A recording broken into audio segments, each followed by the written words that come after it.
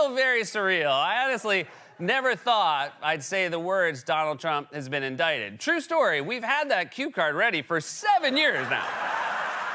It's so dusty, I can barely read the words. Healthy democracies should be capable of holding their leaders accountable for breaking the law. And it's happened many other times in other functioning democracies around the world.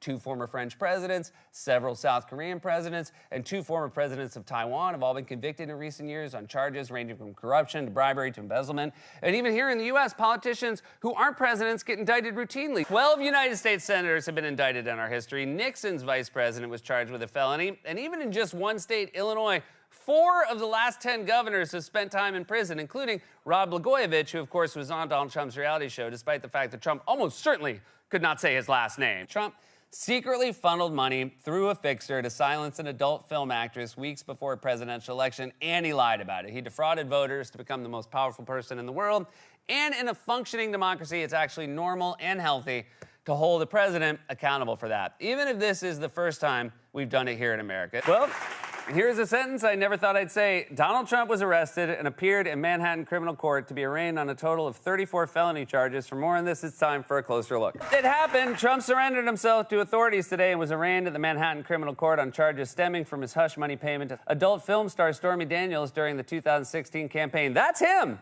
in court. Look at his face. This is the first time in his life anything's ever dawned on him. We saw something historic today, and in many ways, it was healthy to see business unfolding as normal in New York, because this is how a healthy democracy and criminal justice system should be functioning. Donald Trump will be presumed innocent, as all criminal defendants are, and the prosecution will have to prove that Trump paid off Stormy as well as life and liberty. This has been a closer look. Again, it's worth taking in this image, because whatever else you want to say about it, it's definitely historic. This is a former president sitting in a criminal court as a defendant surrounded by his legal team. The only thing that was missing was a record scratch followed by an internal monologue. Yep, that's me. You're probably wondering how I got here. Well, sit back, because it's a pretty crazy story. But that's why this image is so important. It shows that even a guy who was not too long ago the most powerful man in the world, a guy who controlled their nuclear arsenal and rode around in a presidential limo and entered every room to hail to the chief, had to sit in that courthouse in front of a judge, just like everyone else accused of breaking the law. In fact, if you ask me, they should have made a real New York experience and towed his plane while he was inside. Was getting arrested as much fun as you thought it would be? This fake case was brought only to interfere with the upcoming 2024 election, and it should be dropped immediately. Say whatever you want about the charges, but it's not a fake case, I assure you. You were really there in a very real courtroom facing very real felony charges, although Trump is insane, so maybe he does think the case is fake.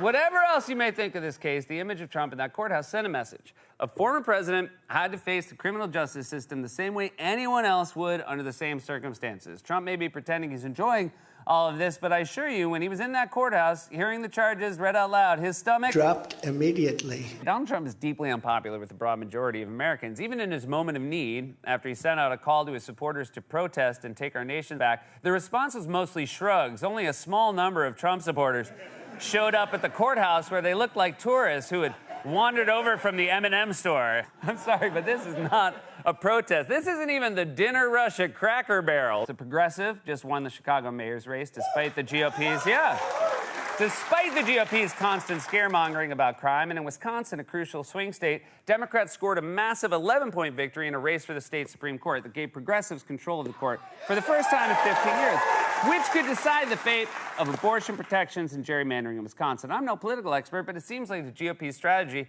of whining about wokeness, voter fraud, and gender-neutral potato head dolls is just not exactly working. Only Republicans would go to liberal cities and on them. It doesn't work the other way around. I don't go to her hometown and say nasty things about it.